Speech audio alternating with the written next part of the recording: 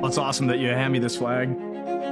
It flew on STS-1. I know this flag was taken up on STS-135. There is a good shot of the STS-1 flag that flew up on board Atlantis. The Demo 2 SpaceX crew, my friends, great friends, brought this thing home. So it's amazing to think of the hands this thing has gone through. It's pretty special. And then it will travel once again on the next vehicle that leaves low Earth orbit. And here we are in Mission Control in Houston, Texas. And this flag is in my hands. And I don't know about you, but I think we should send this thing to the moon. Let's take it to the moon.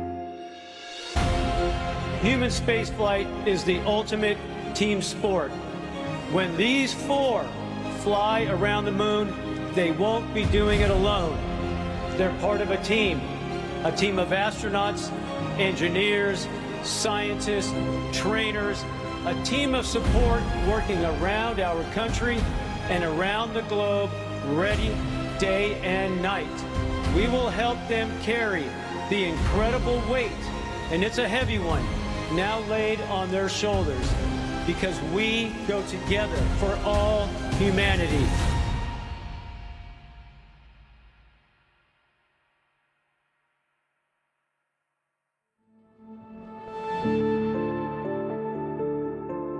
NASA has a rich history of test flights, and we do it for a reason. It goes all the way back to Mercury, to Gemini, to Apollo, to Shuttle, STS-1, Station, where the two modules came together, and we put that first crew on. Demo 2 on SpaceX, a lot of work went into that. Starliner for the crew flight test. These are test flights, and they're test flights for a reason, because we're making sure that that vehicle's ready to go from an operational standpoint from that point further. And Artemis is no different. NASA was established to undertake big, bold endeavors in air and space, to undertake the near impossible. The next up is America's return to the lunar environment. What we learn from that mission is going to help enable America's return to the lunar surface. When we arrive to the moon, we're there to stay. Our mission calls for 4 names. It's difficult to pick just 4 from a group that by its very definition attracts the best and the brightest that humanity has to offer, as humanity looks to find its place among the stars. My name's Norm Knight. I'm the Director of Flight Operations at NASA Johnson Space Center. Well, let me tell you a little bit about what flight operations does. You could think of us as a service provider to the major programs at NASA, both for low Earth orbit and for our exploration goals to Moon and Mars. We plan, we train, and we go execute and fly the missions. Assigning a crew for a mission is complicated, I'll tell you that. We look at our experience base and we say, all right, here's the mission, in this case Artemis II, higher risk, being a test flight, so what complement of experience base do we want on this mission? With a test flight, we typically like pilots that have test flight experience, test pilots. In addition to that, you look for cohesiveness with a crew. We need mission specialists on board that are able to do a lot of the tasks. We go look at an experience base within the office and say, who best can fit these needs? How can they work, or will they work together in an environment that's cohesive to aligning to the mission? And you end up with an experience base with those crew that then provide everything possible to guarantee mission success going forward. As head of flight operations, I have the privilege of getting to know each and every astronaut. The best part of my job, is that I'm surrounded by people who inspire, who give hope to those that might follow in their footsteps. I want to thank you all for sharing in this moment today, and thanks to our crew, Reed, Victor, Christina, and Jeremy, as they get ready to embark on this journey. It has been an amazing journey the last 2.5 years. We have just built a tremendous amount of trust between the 4 of us. This crew cohesion, we're at the point now where we are ready to go fly. For us, Artemis II is about much more than just going back to the moon. It is about the pursuit of excellence. If you want to go fast, go alone. If you want to go far, go together. And we are going together, and our mission success is built on handing off a starting point to Artemis II that sets our country and our partners up to go back to the surface of the moon. Sending machinery around the moon, beautiful machines, is a challenge. Adding humans takes it a giant leap forward. And there is a lot of work that goes into integrating people into the system. This is a very serious endeavor. This is absolutely a test flight. The last time we launched was more than 3 years ago. It did not have crew on it. It was not a completely like-for-like spacecraft on top of the SLS architecture. We basically invented all of the training for the Orion spacecraft and the rocket and put it all together, and now we're in the middle of giving all of that information to the crew to prepare them for the launch. For me, the heart of Artemis II are the individuals, the people that are on board that Orion capsule. They are going to represent us as humanity going out into space on this incredible journey. And to me, that's the real piece there, is the human element. I'm Reed Wiseman, a NASA astronaut and commander of the Artemis II crew. I guess if I'm going to answer who I am, first and foremost, I'm a dad. I was a pilot in the Navy. I'm an astronaut. I'm a lover of nature, lover of the Earth, and in general, I just try to be nice to people. I've known Reed a long time, and just an absolute great person. He is very strategic in his thought process. I consider him big picture. His leadership style is really obvious. He's looking for ways to let all of his really talented, experienced crewmates own parts of the mission. Over his career, Wiseman has spent over 165 days in space. In the office, he was the chief astronaut, which is a very tough job. More on the personal side, Reed's just a great guy. I grew up in a small town north of Baltimore, Maryland, known as Cockeysville or Hunt Valley. The first time I remember being interested in space, I was in elementary school. I was always into cars and trains and planes, and I distinctly remember before the first space shuttle flight, I think I was 5 years old, the 747 flew over with a shuttle on the back. I distinctly remember being on a hill near a mall with my mom and dad watching that thing fly over and all. I was a tiny kid. I graduated high school pretty young, and so I was small. I tried all the standard little kid sports. I tried soccer, I tried baseball. Those just did not fit with me. While I was at school, I decided that I wanted to be a Navy pilot. I joined the Navy in college through this thing called ROTC. And then when I graduated from college, that was my road into the Navy. Once I had that test pilot school block met, I knew that I had all the pieces to be an astronaut. I applied once, I got my rejection letter. It's still hanging up at home. I looked at it last night.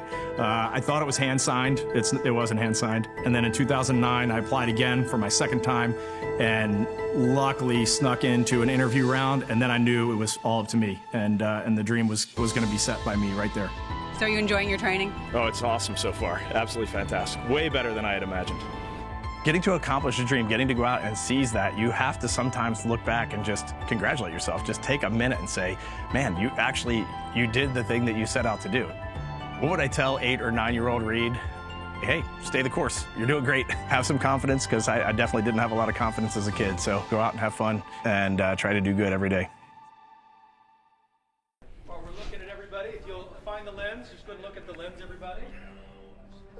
I want to thank God for this amazing opportunity, because Artemis II is more than a mission to the moon and back. It is the next step on the journey that gets humanity to Mars. Victor Glover, he's a lieutenant commander in the United States Navy. He has more than 2,000 hours of flight time. He has his bachelor's degree in engineering, his master's in flight test engineering. He was a United States test pilot where he flew F-18s. He came to us from Washington, D.C., where he was serving as United States Navy Legislative Fellow in the United States Senate. My name is Victor Glover. I'm a NASA astronaut, naval aviator, and a former test pilot. The back of my baseball card, the most important things would be right at the top. It'd be a husband and father to 4 beautiful daughters. And then, being able to dabble in the aerospace industry, fly jets off of a carrier, help design and to operate spacecraft, Those would be down there in the small print somewhere. Victor, he is the philosopher, I would say. He's the one that I've had the most conversations about what makes effective training. When I think of Victor, I think of a supercomputer. And I mean that very sincerely. He is so intelligent, and he is thinking about the mission. He's thinking about solutions. And in working with the teams, it's just fun to watch. Victor Glover, he is my classmate. We were both chosen in 2013 to become astronauts. He is my astro brother. He is incredibly talented, and I am basically in awe of him at all times. Victor Glover, he has become a mentor of mine. I love working with him. It is not a relationship that peaks and then drops off. This relationship is always increasing. I'm learning more about him every single day, and we're working better together every single day. I grew up in Southern California. Being from a socio-economically disadvantaged background, you know, not having a lot of money, it definitely created a challenge. But in all of that, my support and love from my mother and my father was always clear. That always shone through. I played outside. You know, I would come home with rocks and wood chips, but also like bugs in my pocket.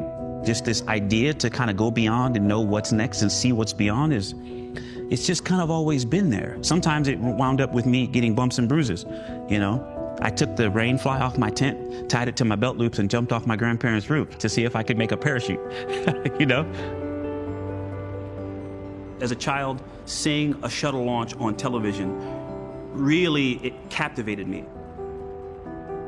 There are points through my childhood and young adulthood that feeling was always there. When I was in college, I was 20 years old. I decided I wanted to join the Navy. And when I told my dad I wanted to join the Navy, I told him I wanted to be a Navy SEAL. And he said, okay, you might enjoy that. But with an engineering degree from Cal Poly and being a pilot, you might be able to go on and become an astronaut. My dad made a suggestion that changed the arc of my life. Literally changed the trajectory of my life. When NASA announced the astronaut piloting its Artemis II mission, Victor Glover Sr. was watching. Obviously, I had tears in my eyes. I was wiping the tears away. Deep down inside, you knew, he's going to be a part of something special. Being able to go to space is just, I think, a sign of the willingness, the work ethic, and the adventure, and the opportunity, the timing coming together. So many people have poured into my life that, if anything, I'm actually reflecting from so many sources. And again, I am blessed.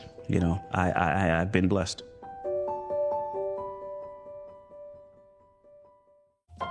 Look at this picture. Oh, yes. You were in space camp. I was. Yeah. How old were you? Do you remember? Probably middle school. And look at you now. She has a Bachelor of Science degree in Electrical Engineering from North Carolina State University, a Bachelor's in Physics, and a Master's in Electrical Engineering. She's also done some interesting expeditionary work, so please welcome Christina. Christina Cook, one of our mission specialists, great person, just a great personality, easygoing, very detailed, and task-oriented. She is the person that makes sure that everyone walks away from some training with the right understanding. She speaks up and asks the question, and then usually the whole room is like, yeah, I had that question too. Christina, she brings a science mind to these activities. I'm so excited that she has the chance to go to the moon and help lead the science as a whole. First, she's just a great person. And then second, she is really outgoing, outdoorsy human being. So she is always off doing something that I wish I was off doing. Her background as an explorer and someone that just, lives to explore and loves life and adventure, space, she's a natural. Well, I was born in Michigan, family of farmers, and I ended up growing up in North Carolina. My particular family moved there, and both places were just incredibly important in terms of forming my values and who I am. I would describe that little girl as someone that loved to be a part of everything. My dad and I were always working in the shed. We called it shed heaven. He was always teaching me how to fix things, how to make things. For me, the moments of exploration as a child were ubiquitous. I was always exploring, whether it was on the farm, going around on the trails, under the trees, climbing the trees, or in my own backyard. The idea of celestial bodies, the moon, the stars, what all that meant, seeing the Milky Way, these were things that really drew me in. I myself was inspired by the Earthrise photo taken on Apollo 8. I had it on my bedroom wall as a kid. And the idea that we can take a picture of all of humanity at once, that will be a big moment. Christina Cook, your record holder, she is out, thumbs up, and a huge smile. She returns to Earth as a record holder, the single longest stay in space by a woman. What advice would you give to a girl my age who wanted to become an astronaut when they grow up? You know, I did have those conversations where small kids were surprised that I was an astronaut because, quote, I wasn't a guy, I wasn't a man. And for me, that sort of set the bit that it was important to demonstrate by representation that anything is possible for anyone who has a passion and who's willing to work hard to achieve that dream. To see that tide changing and to recognize that we can affect that change by the decisions we make to go by all and for all is really inspiring for me. A Canadian is going to the moon. That makes me smile when I say that. I know Canadians could not be more proud. Proud to have for the first time a Canadian astronaut who will travel to deep space as part of the Artemis II mission.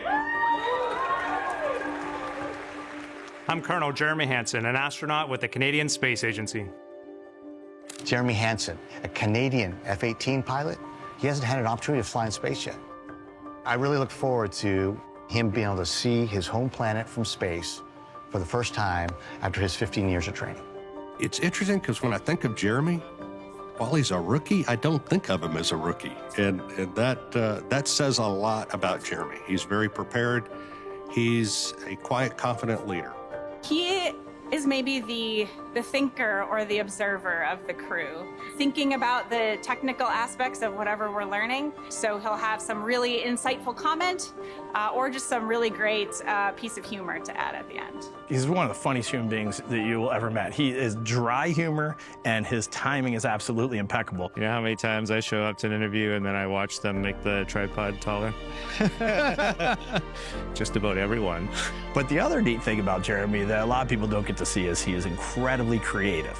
His creativity in making this spaceship like a playground and actually knowing it for its fundamental capabilities could potentially save our lives on this mission. I've definitely spent some time contemplating my first launch to space, and you know, the first thing that comes to mind for me is what I'm going to feel like the day before. I imagine I'm going to be very pensive the day before. I'll be leaving the planet. I'll be leaving my wife and 3 children behind on the planet. I know what's going to happen the next day is risky, but I also know from my operational experiences and flying and challenges I've faced that when the day comes and it's go time, I'll be fired up and I'll be just firing on all cylinders, riding that rocket to space. I grew up on a farm outside of London, Ontario, and just had a great childhood. I really credit my experiences on the farm with giving me some of the tools I needed to succeed in life. I went on to join the Royal Canadian Air Force. I had this passion for wanting to fly fighter jets, and ultimately that prepared me to join the Canadian Space Agency and take on this challenge of being an astronaut. It is kind of full circle for me flying out to the moon on this mission, because when I was a young Canadian, I did see an image in Encyclopedia A under Neil Armstrong of humans standing on the moon. I looked at that image so many times through my childhood. It was on the bookshelf at home, and I started just thinking about being a space explorer. I turned my treehouse into a spaceship. I created all these intricate dials made out of cardboard and popsicle sticks. I found some switches, circuit breakers in the barn that I mounted to have switches in my spacecraft. I had a control column I made out of wood and a hinge. And I was exploring space in my imagination. As a child growing up, I watched Marc Garneau fly in space, a first Canadian in space, and seeing that's what made me understand that it was possible for me to actually achieve that dream.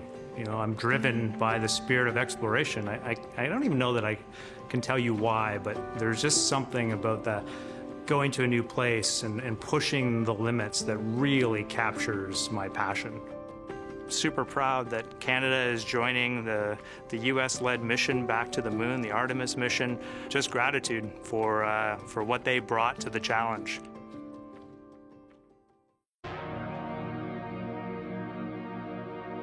The moon is like a Rosetta Stone for understanding the entire solar system and where we came from as a result.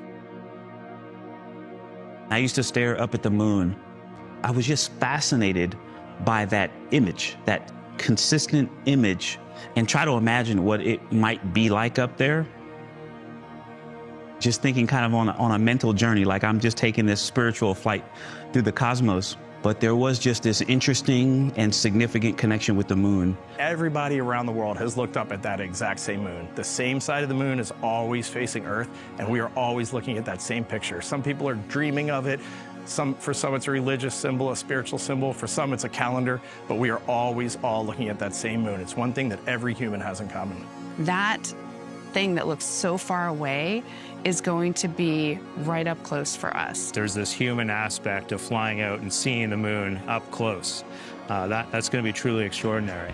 But then think about seeing the Earth from the perspective of the moon. You know, to have the moon in the foreground and the Earth rising around the side of the moon is just an extraordinary thing to imagine. This is the stuff we dreamed of when we were kids, and now it's becoming reality. It's not becoming reality, it is reality.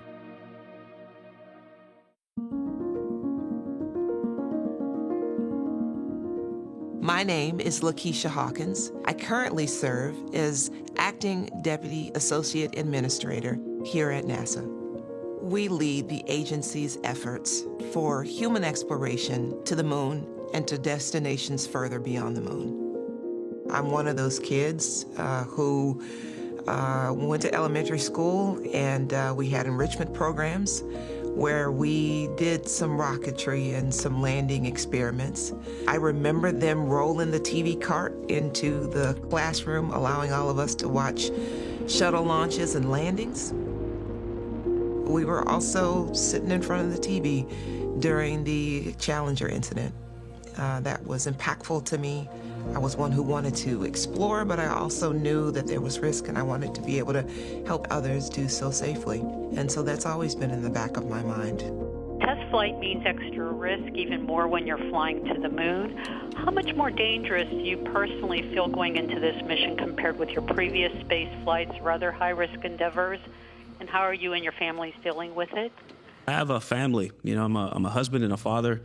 And so my family, we're preparing the same way. We talk about everything. We talk about how we're feeling and work with them to prepare as much as I train. It's very exciting to fly crew, but it's also daunting, right? Because these are people who have families, moms, dads, kids, you know, dreams, aspirations, and they're putting their lives in our hands.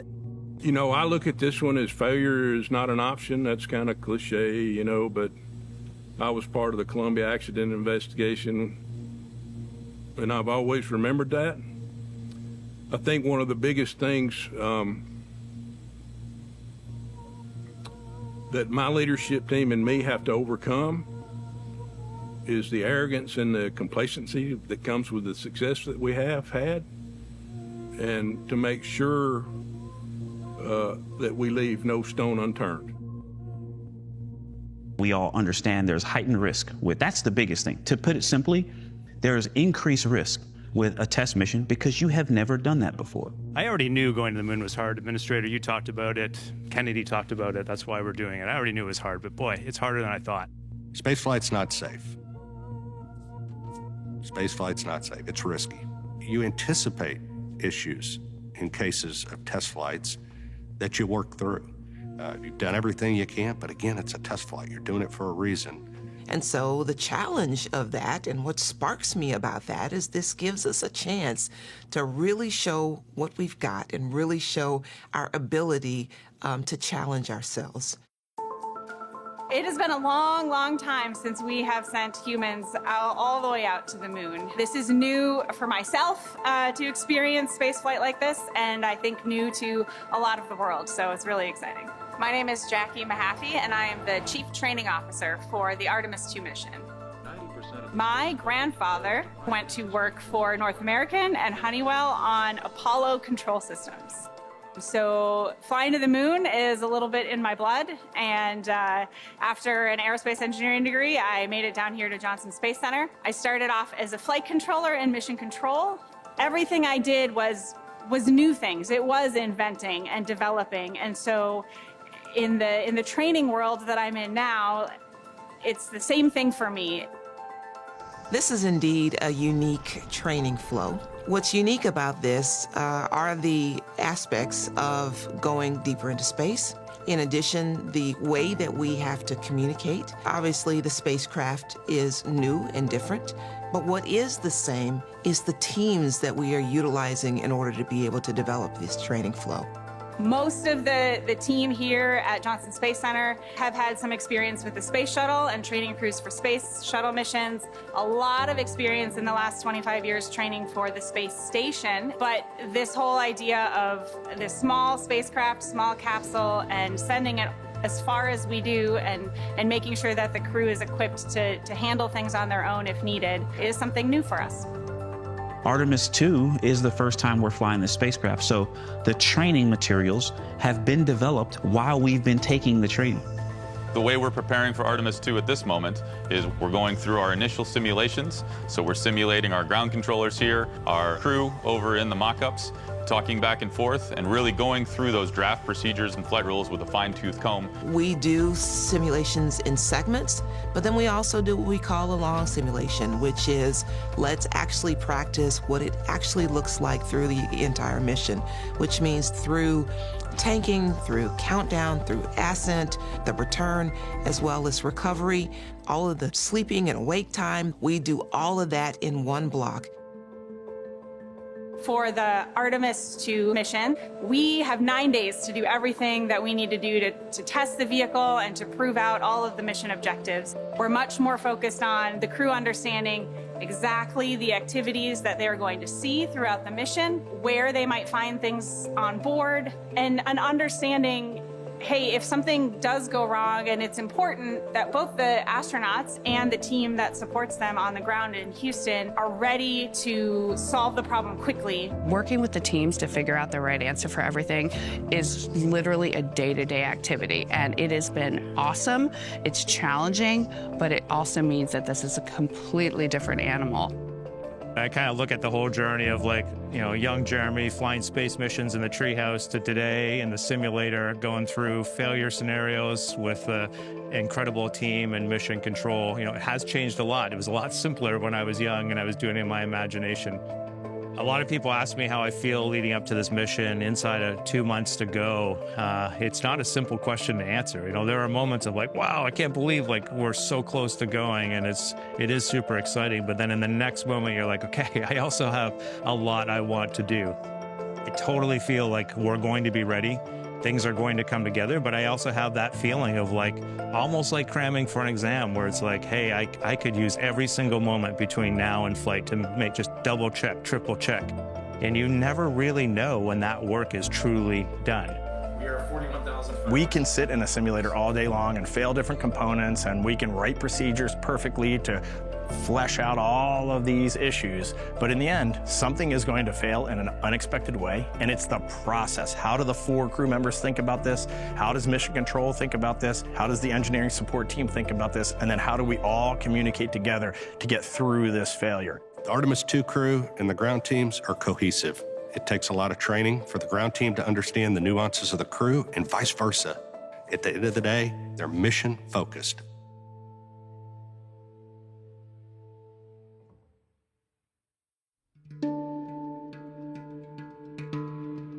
The Artemis II crew, in advance of the mission, have gotten to help trailblaze a couple of the training pieces that future crews that are going to be landing on the moon will get to do. We took the whole crew to Iceland to look at the geology there and just some of the parallels to the moon. We are here in Iceland training astronauts and training other Artemis personnel in field geology. So we're going to be exploring the volcanic deposits, teaching them how to explore a station when they're doing EVAs on Artemis, and also how to make good observations when they're passing by the moon on Artemis II. Iceland is a great analog for the moon in a bunch of different ways. It's got the planetary processes, in this case volcanism. It has the landscape. There's no vegetation here. It looks like the moon. The geologists are really hoping that there's some areas of interest that we can look at with our human eyes, be able to scan across the moon with different lighting angles as we fly around and collect some data that the satellites orbiting the moon aren't able to get for them. For Artemis II, our goal is to really advance our understanding of what's going to happen to the human in the deep space environment.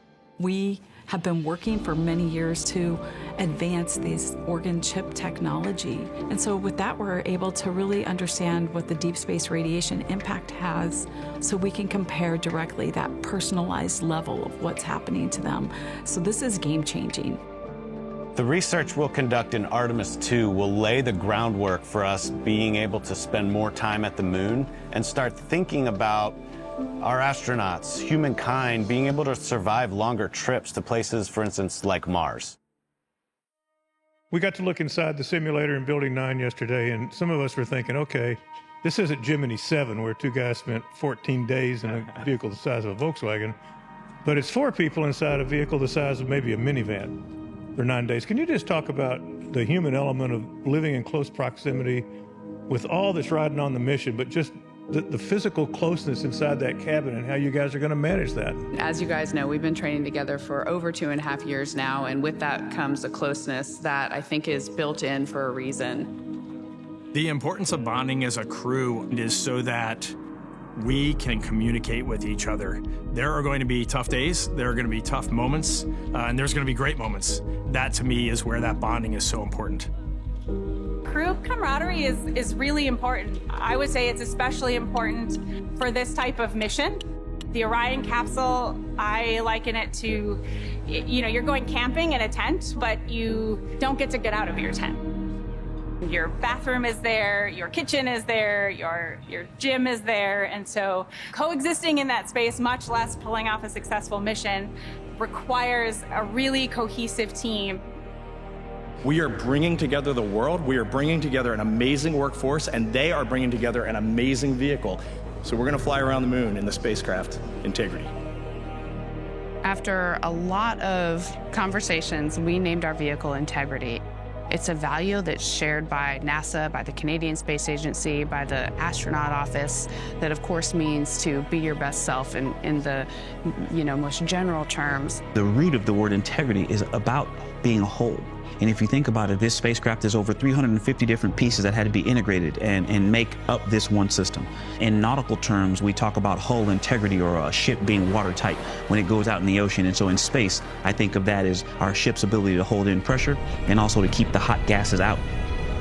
It comes from this root of integrated, and that's really how we see our mission. It's going to be an incredibly integrated team, and we hope that that shares the idea that it's not just our vehicle, it's everyone's vehicle. Honestly, I just hope Artemis II is just a part of the celebration of this nation over the next 365 days. I know these milestones are big for the public. They're going to be huge for the nation, and I'll just be proud to be a part of the 250th anniversary of America. NASA is incredibly excited to support the Freedom 250 celebrations, part of America's 250th birthday. I can't think of anything grander than America's return to the lunar environment. This mission means everything to me. I'm so encouraged by it because I see it opening the door for why I'm at NASA, and I think everyone else is as well. What I want to say to the men and women that built this Artemis II vehicle, simple, thank you. We've been around the world, we've been across our nation, we have seen the attention to detail, we have seen the workmanship, the craftsmanship, and it is a beautiful thing to behold. From Europe, ESA and Airbus building the service module, to the team in the Netherlands that integrated the solar arrays, to the folks at Michoud and Kennedy and Armstrong that have worked together to build this system. Integrated, again, integrity, that have worked to give us integrity. We want to do our part because we know you've stepped up and done your part and continue to do your part. What I would want to say to anyone that has contributed to the Artemis missions in any way is just so much admiration and respect for you. You nailed it. You crushed it. We are doing this together because of your hard work, because you thought outside of the box, because you didn't give up. So I will just say congratulations on Artemis II. Reed, Christina, Jeremy, Victor. First, I just want to say thank you. Thank you to you and your commitment, your sacrifices, all of the training, all of the planning, all of the time that you've spent preparing. Thank you to your families for allowing you to participate and to be the inspiration of an entirely new generation. We are with you. You represent us.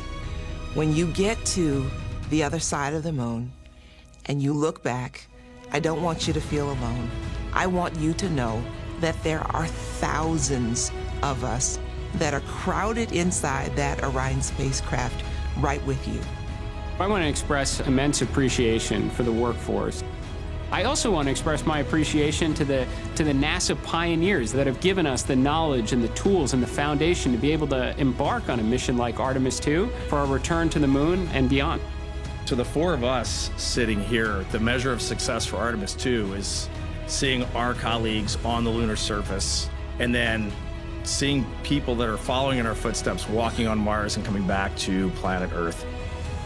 We are here to push forward with human exploration, open doors that have never been seen before, being able to take dreams and visions and turn them into reality. We are going to carry your excitement, your aspirations, your dreams with us on this mission. Artemis II, your mission.